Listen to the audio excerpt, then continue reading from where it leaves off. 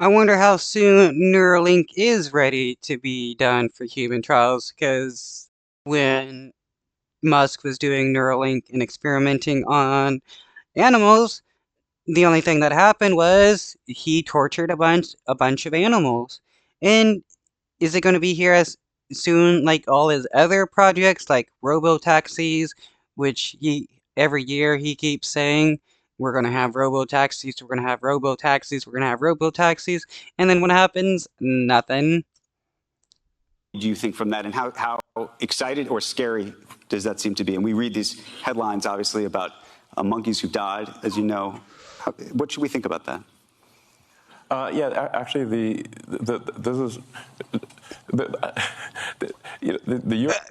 This is hilarious. You can't even get your own words out because you know you can't like lie your way out of the fact that everybody knows that your Neuralink is shit. USDA inspector who came by the Neuralink facilities literally said in her entire career she has never seen a better animal care facility.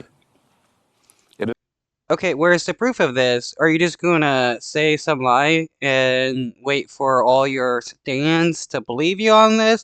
Or are you gonna show some actual receipts? We are the nicest to animals that you could possibly be, even to the rats and mice, even though they did the plague and everything. I wonder if this was before she saw the monkeys that were being tortured. It is like monkey paradise. The thing that gets conflated is that there were some terminal monkeys where, this is actually several years ago, where the monkeys were about to die, and we're like, okay, we've got an experimental device. It's the kind of thing we should only put on a monkey that's about to die, and then, now the monkey died, but it didn't die because of the Neuralink. It died because it was, had a terminal case of cancer or something. Yeah, right. Him trying to lie his way out of it when everybody knows that his laboratory were the ones who killed the monkeys. Like that.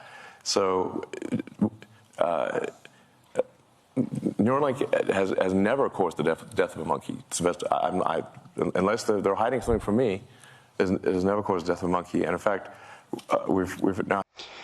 Man, all he does is lie, and it's pretty hilarious because it's obvious that he's lying here. Had monkeys with Neuralink implants for like 2-3 years, and they're doing great. So. Okay, where's the proof of this, though? He says all this stuff, but he never backs it up with any proof. And we've even replaced the Neuralink twice, and we're getting ready to do the first implants hopefully in a few months. The early implementations of Neuralink, I think, are unequivocally good. Speaking of the double-edged sword, I think these early implementations are single-edged sword, because the first implementations will be to enable people who have lost the brain-body connection to be able to operate a computer or a phone faster than someone who has. Right. Musk always loves to talk about all this futuristic stuff that he's going to do and never does it. Like, okay, where are all the robo-taxis that you said you were going to create? They're not here. What about the Hyperloop that you were supposedly going to create, but then admit that you just said you were going to do that so that you can stop California from having a better form of transit system? Hands that work. So you can imagine if Stephen Hawking could communicate faster than someone who had full body functionality, how incredible that would be. Well, that's what this device will do. And we should have. I suggest that in order for Musk to prove that his Neuralink is actually ready for human trials, he should be the first person to have a Neuralink implanted into his brain. Let's see how that works. Proof of that in a human, hopefully in a few months. It already works in monkeys and works quite well with monkeys that can play video games just by thinking. So then the next application after the sort of those, dealing with tetraplegics and quadriplegics is going to be vision. Vision is the next thing. So it's like if somebody has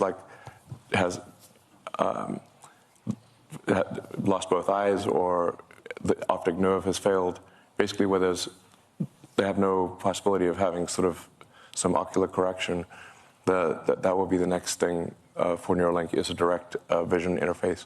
And in fact, It's funny how he claims he's going to be able to do this, yet he hasn't been able to prove that that Neuralink can do this in animals. How can he claim that Neuralink is going to give people with no sight the ability to see if he can't even give monkeys with the inability to see sight? This is hilarious, just how much he's lying. then you could be like Geordie LaForge from Star Trek. You could see in like any frequency, actually. You could see in radar if you want.